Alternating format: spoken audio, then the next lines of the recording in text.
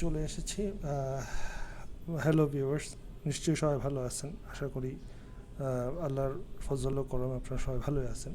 তো আমরা লাস্ট 3টা ভিডিও আপলোড করেছিলাম। 3টা ভিডিও রেসপন্স থেকে আপনারা যেটা কমেন্টসে দিয়েছেন যে আপনারা একটু ভয়েস চান, কারণ আপনারা অনেকেই বলছেন যে বুঝতে পারতেছি না কি হচ্ছে। তো সেই জন্যই আমরা একটু একটা নতুন ভিডিও করার চেষ্টা করতেছি।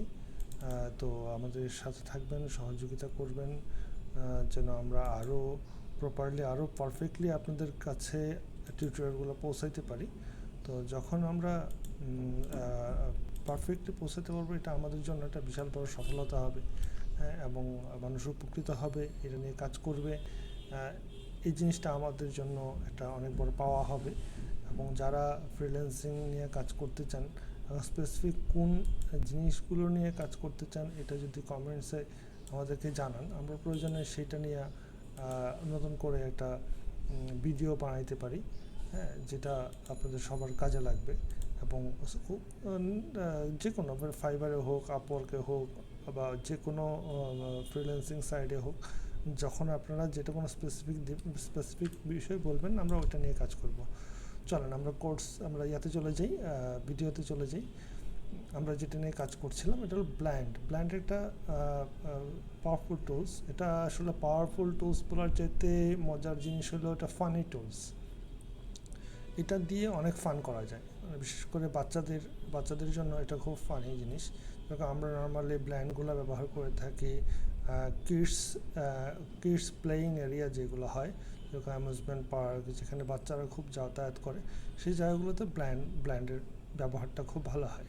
আপনারা দেখতেছেন যে এখানে আমি একটা বৃত্তাকার গ্রেডিয়েন্ট নিছি। আপনারা আপনাদের মতো এটা আরেকটা কথা বলে রাখা ভালো যে যাদের সাথে কাজ করবেন তাদের যে কালার গাইডলাইন আছে, সেই গাইডলাইন অনুযায়ী কালারগুলো মেক করা। আর যদি মনে করেন যে হ্যাঁ আপনি নিজের মতো করে গাইডলাইন মেক করতে চান, তাতে কোনো অসুবিধা নেই। বাট যেটা হলো যে সবসময় একটা গ্রাফিক্সের একটা ট্রেন্ড থাকা খুব জরুরি, যে আপনি কোন ট্রেন্ডে কাজ করতে ছিলাম। যেটা হলো দুইটা বৃত্ত আমরা করছি গ্রেডিয়েন্টের, সেটাকে আমরা সমানও করতে পারি বা ছোটো বড়ও করতে পারি। আমরা প্রথমে সমান করি এরকম, যে তো আমরা সমান করলাম। তো আমরা যাবো অবজেক্টে যাওয়ার পর যাবো ব্ল্যান্ডে, তারপর যাবো চাপ ধরে মেকে চাপ দিলে এটা হবে যে ব্ল্যান্ডগুলো হয়ে গেছে। তো এটা হলো দেখা যাচ্ছে যে বক্স দেখা যাচ্ছে। তারপর আবার আমরা চলে যাই ব্ল্যান্ডে, তারপর ব্ল্যান্ড অপশানে 3টা অপশান আছে। তো প্রথম অপশানটা হলো স্মুথ কালার, তারপর হলো স্টেপগুলো যদি দেখা যায় স্পেসিফাইড স্টেপ, যে আপনি কতটা স্টেপে এটা কন্ট্রোল করতে চান, অথবা স্পেসিফাইড ডিস্টেন্সটা কতটুকু করতে চান। তো আমরা প্রিভিউটা দিই, তারপরে ডিস্টেন্সে চলে যাই।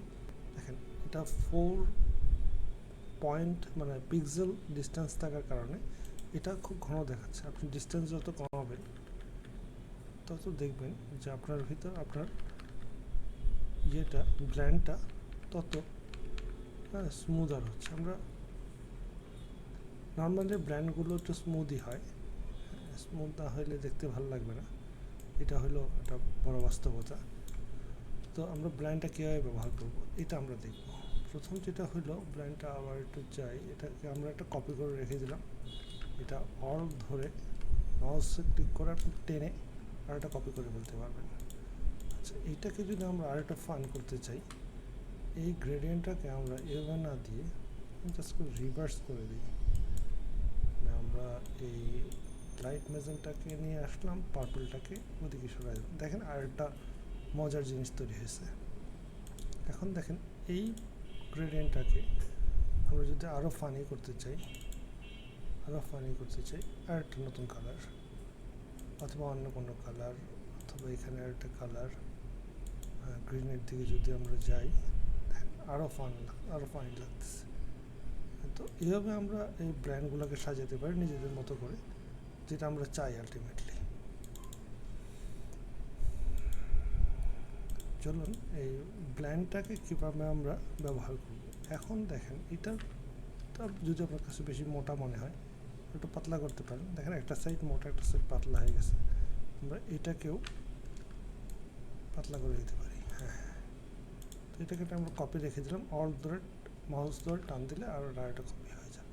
এখন দেখেন এটা একটা পেন টুলে লেখা একটা লেখা।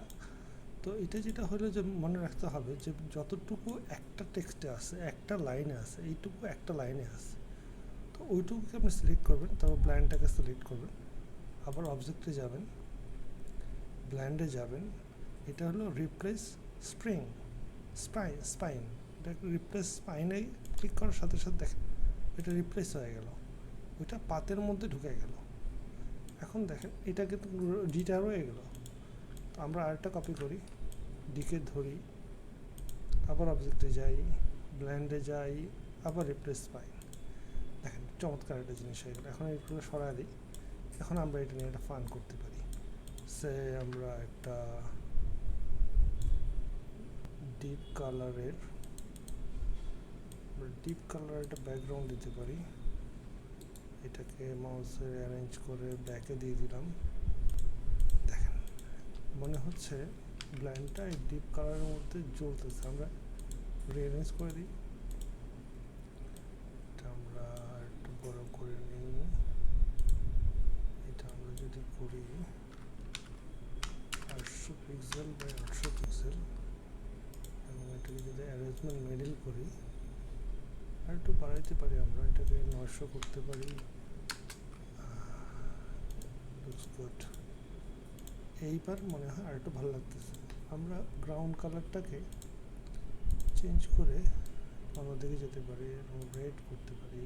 রেড যেটা করতেছে না, একটু ডিপ রেড অথবা কোনো অপোজিট কালার ব্লুইশ, একটু ডিপ ব্লুইশ। হ্যাঁ, এখন খুব পারফেক্ট লাগতেছে।